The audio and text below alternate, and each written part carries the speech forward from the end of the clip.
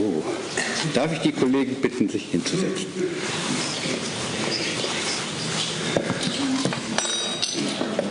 Herzlich willkommen in der Bundespressekonferenz, zu dieser Pressekonferenz mit Philippe Lazzarini, dem Generalkommissar für das Hilfswerk der Vereinten Nationen für Palästina-Flüchtlinge im Nahen Osten, UNRWA. Wir haben uns dazu entschieden, Herrn Lazzarini einzuladen, weil wir in den letzten Wochen und Monaten ja öfter über die Situation in Gaza hier geredet haben. Heute reden wir also über die Relevanz und Herausforderungen für die Arbeit im Gazastreifen, Westjordanland und Ostjerusalem. Wir beginnen mit einem Eingangsstatement. Bitte schön. Thank you so much, and it's a pleasure to be with you again here in Berlin. A lot has happened since we met here a few months ago, and I think it's an understatement to say that we are meeting at a time of seismic challenges in the Middle East, but also around the world. Let me first give you an overview of the occupied Palestinian territory and the work of UNRWA. In Gaza, atrocities continue while global attention shifts elsewhere. A confined and captive population is bombarded, besieged, and constantly displaced. More than 55,000 people are reported killed, most of them women and children. 2 million people are being starved, among them 1 million children. We have said it several times, and I say it once again, no place is safe in Gaza, and no one is spared.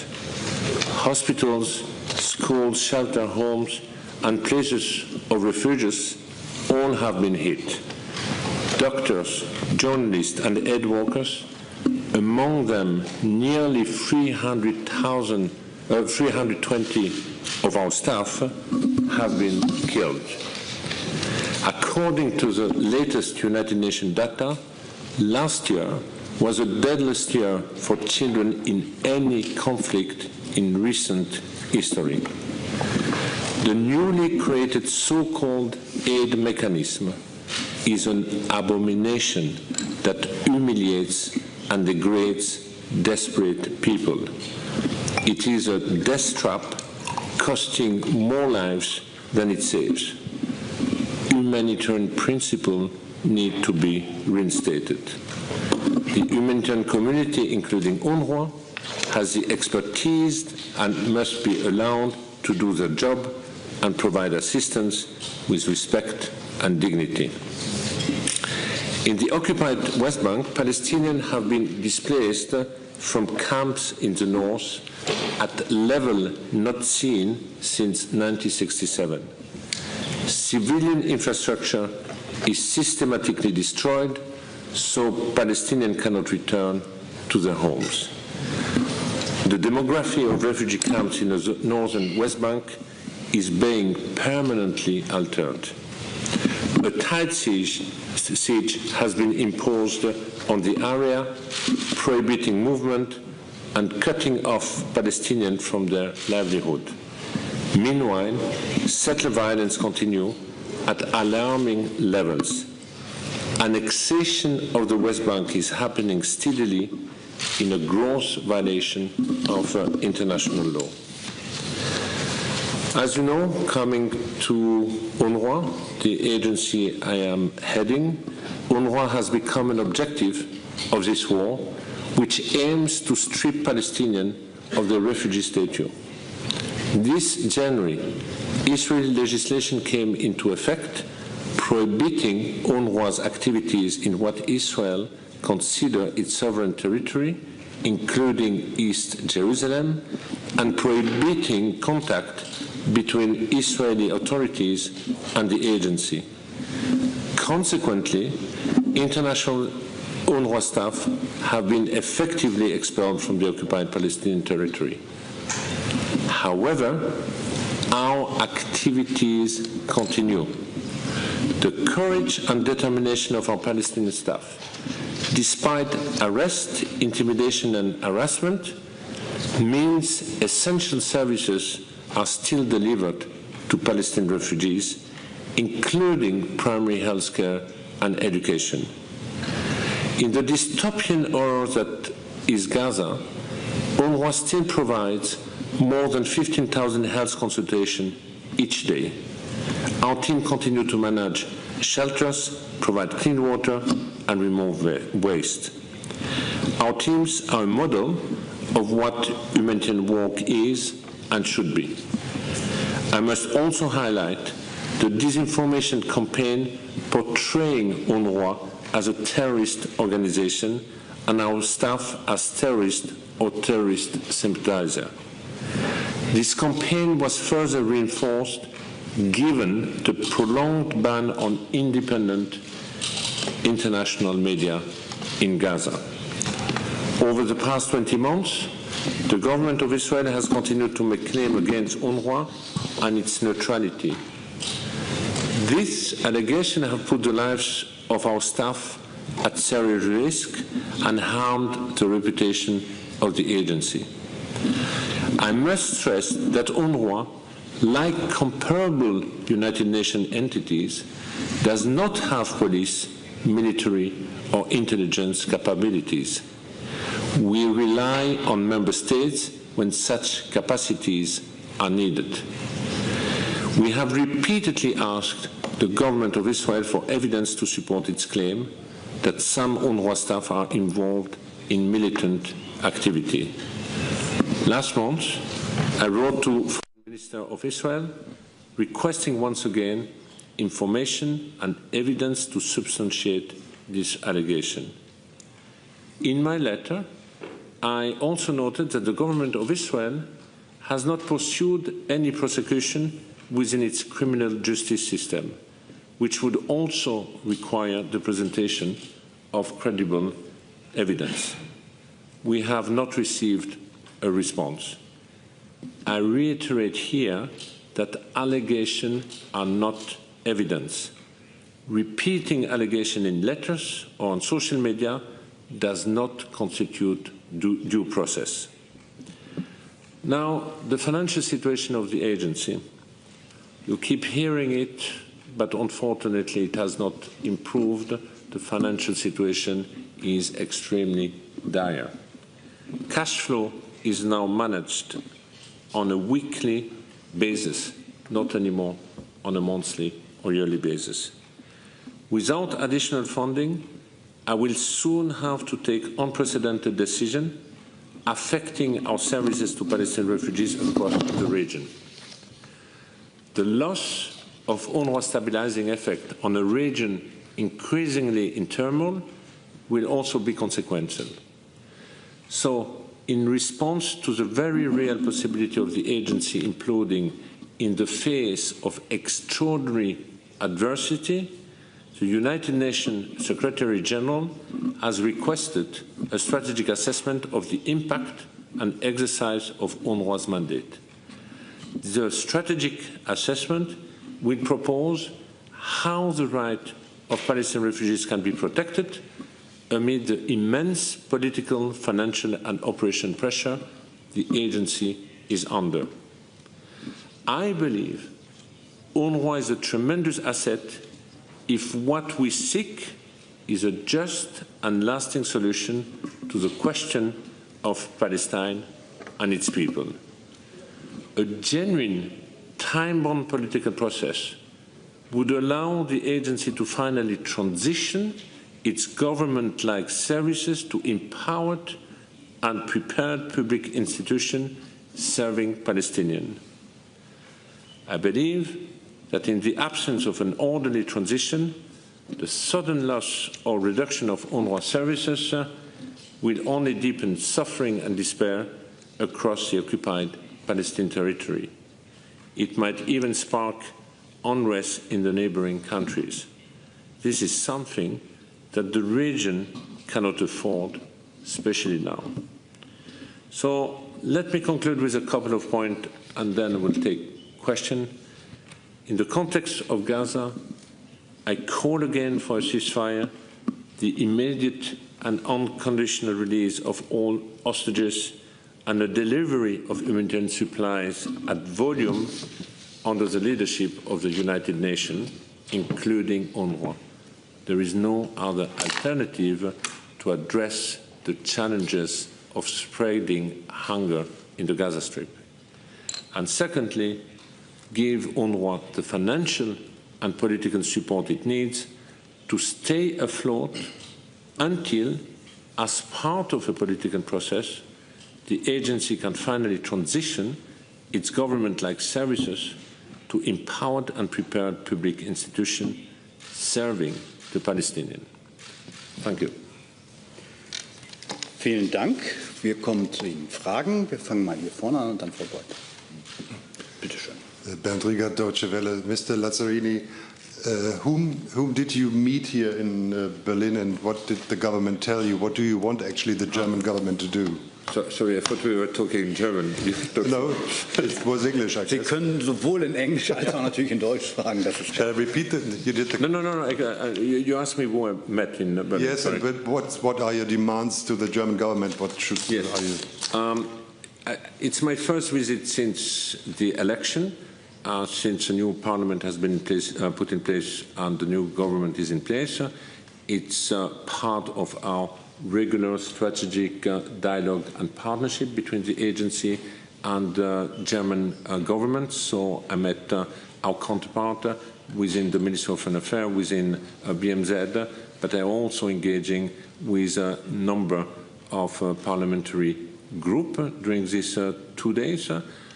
First, to stress how important the support of Germany is for our agency, to call on Germany to continue to provide both political and financial support to the agency, but also to help the agency to stay afloat and to be part of future political processes. Basically, we are today in a situation where the agency risks either to crash, but I believe crashing would be the worst option for the region. And so I'm asking countries like Germany to help the agency to have an orderly future transition to ensure that there is sustainability or at least lasting alternative when it comes to the provision of services like education and primary health. What I mean by here, because as you know, there have been many discussions about can the agency be replaced by another agency. I think replacing by another agency does not address any of the fundamental problem, and in addition, there is no other agency geared to provide public-like services, which means that when we ask the question, we have to invest in alternatives in building public capacities when the future would be the one delivering these services. And that's exactly what I'm asking to Germany and to member states. Help us to succeed in orderly future transition. Follow up, if I may. Did you get any concrete pledges, given the fact that the German government usually sides with or plays along with the Israeli government? Oh, I think there is a budgetary discussion going on right now in Germany for 25 and then 26. My call and my plea to Germany is remain committed to the agency in the foreseeable future, to help, to also signal to the Palestinians that Germany or other European countries have not turned their back. And I think it's important to signal that countries remain committed and involved, especially at a time the plight and the future of the Palestinians is so uncertain. Frau Goethe. Very similar questions. Firstly, when you say you pledged for political support, what do you expect Germany exactly to do? Do you expect a certain approach towards Israel, talking to Israel, or What would you like Germany politically to do? And how could an alternative system, what could it look like? I think there are different ways to express political support. There is political support through multilateral organizations like in Brussels with the EU, or also within the United Nations at the General Assembly, at the Fifth Committee, Fourth Committees. That's a starting point. But indeed also to support to be also invested in making again a reality the two-state solution. And I say again because we have never been further away today when it comes to the two-state solution. But that's also the reason why more than ever there is a necessity to invest in a process which would lead to such a situation. Now, I'll give you an example. When it comes to Gaza, no one knows what the future of Gaza will be all about. We can go from a worst-case scenario to a best-case scenario. But let's stop a little bit on the best-case scenario. We need a ceasefire. Once we have a ceasefire, we need to address the issue of the future governance and security arrangement of the Gaza Strip. Through this, there are also discussions after that of a reconstruction plan which has been prepared by the Arabs, supported by the Europeans. In a context like this one, an agency like ours is a real asset because we can be part of building the capacity of future Palestinian institutions which will be dealing with education and primary health. Only in Gaza, we have 12,000 staff. Among them, 8,000 teachers. They were providing education to nearly 300,000 girls and boys. So there is a know-how there.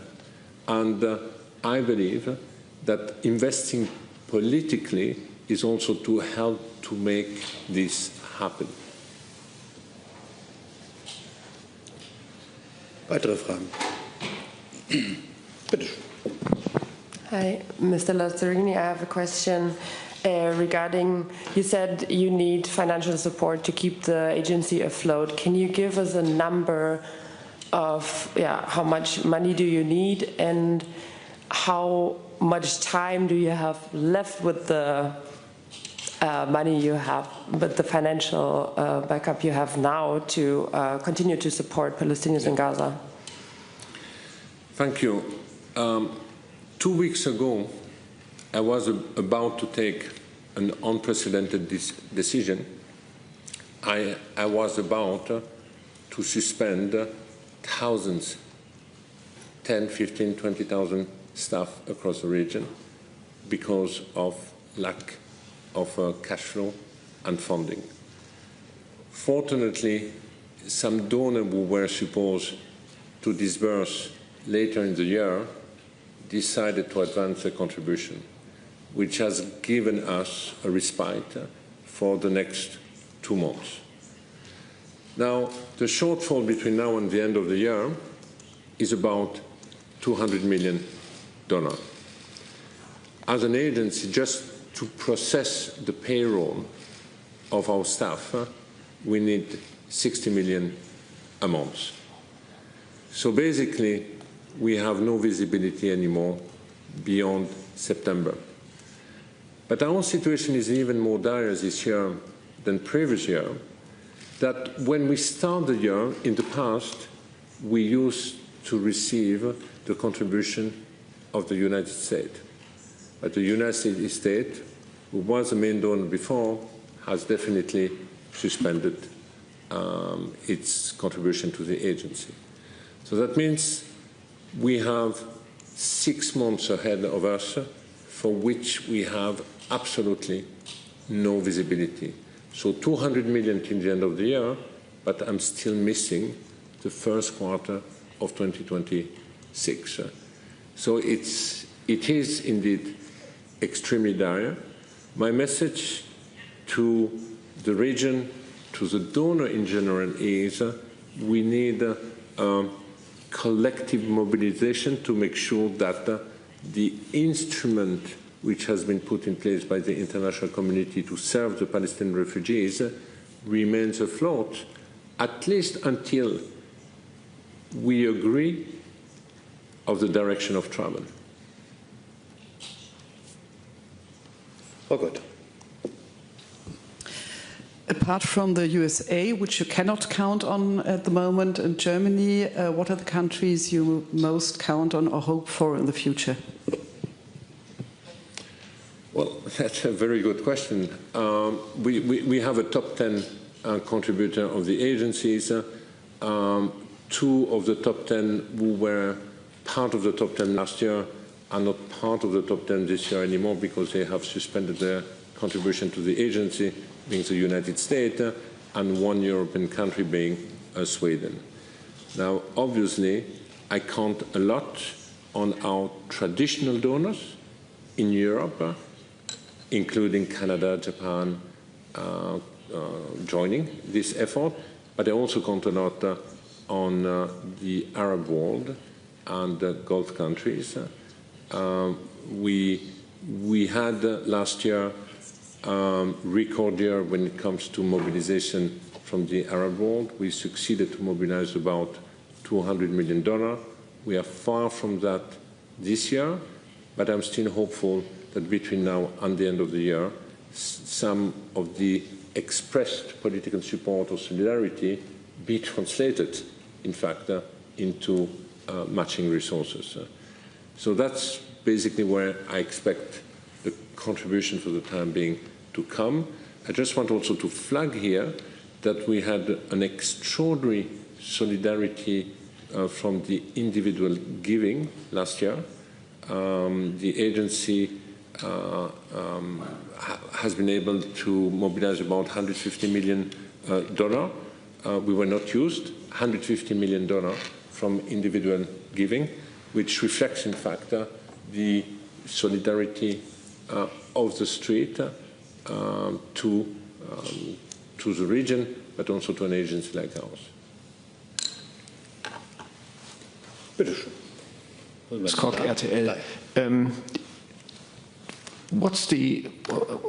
Do you see a possibility that the ceasefire between Israel and Iran changes the situation also for Gaza? Not so far because of the relation between your agency and Israel changes, also in terms of that Hamas is losing support from Iran and lays down weapons and maybe goes for a ceasefire and frees the hostages, something like that. Is that possible? Listen, I would love. We need a ceasefire. We need the release of the hostages. We need to be able to scale up in an uninterrupted way the assistance to the population in Gaza. I woke up this morning hearing about the ceasefire between Israel and Iran. I really hope it holds. Anything de-escalating the situation, of course, is welcome, is needed more than ever. The region is in a turmoil, and if this can lead to a ceasefire on Gaza, I think that would be certainly a great news that we are all hoping since a long time. But the amount of influence on the, conflicting sides of your agency is how strong is it, or is it the influence by the amount of influence you have to impose on the conflict sides? You know what I mean? That you have influence on the Israel side or on the Arabic side or on Hamas. How strong are you, and how important is your influence in the region? Well, I have no political influence at all. As you know, I'm heading a human development agency. But it is also true that providing human development and a sense of a better future to one of the most destitute communities in the region, being the Palestinian refugees, has also contributed to, and this has been acknowledged, to some prosperity, some peace and stability. And the fear is that if these services to such an important community present in Lebanon, in Jordan, in Syria, but also in the occupied Palestinian territories, that this would add additional turmoil if the agency would not be able to continue to work. So our political engagement is more about drawing the attention about the risk of an agency not in a position anymore to fulfill its mandate, and on the other hand also draws the attention about how the agency can play a critical and positive role in any agreed political pathway which would also ensure access and the right of the Palestinians in the future. I have another question regarding the humanitarian situation. Can you maybe describe how the humanitarian system is working on the ground at the moment? I mean, the focus is still on the, what is it called? The Gaza Humanitarian Foundation, I think. But how many aid supplies can the UN organizations manage to get into Gaza right now per day? Well, in Gaza, people, when they describe the GHF, they talk about the Gaza Humiliation Foundation because that's what they feel. Now, we as UNRWA, we are not in a position to bring any supply into Gaza. And collectively, the humanitarian communities has currently food and goods outside of Gaza, which would fill at least 10,000 trucks. So we are ready. We have a huge amount of assistance which has been mobilized. What came in lately has been few trucks of flour through WFP, but these trucks, many of them, when they went to the north, have been looted. So we do not have an humanitarian assistance when it comes to aid delivery at scale at all. We are still prevented.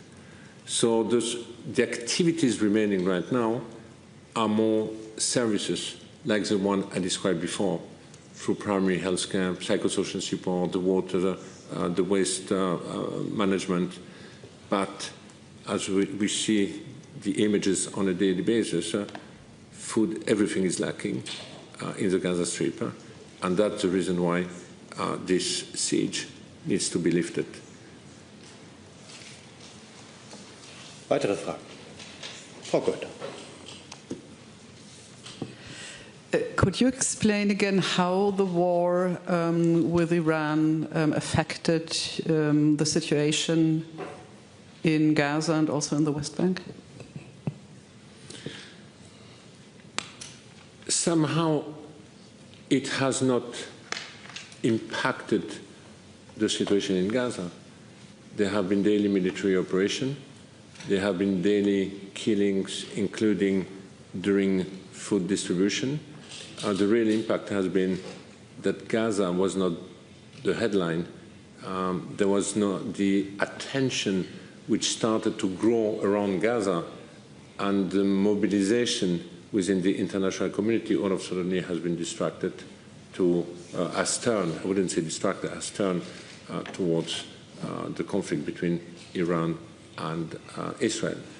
Now, in the West Bank, the war has imposed a kind of lockdown for the population without the possibility to be able to move from one governorate to another governorate. So it has been an additional layer of restriction for the Palestinians in the West Bank. Weitere Fragen?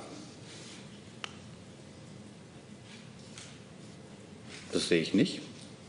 Then thank you for the visit. Thank you.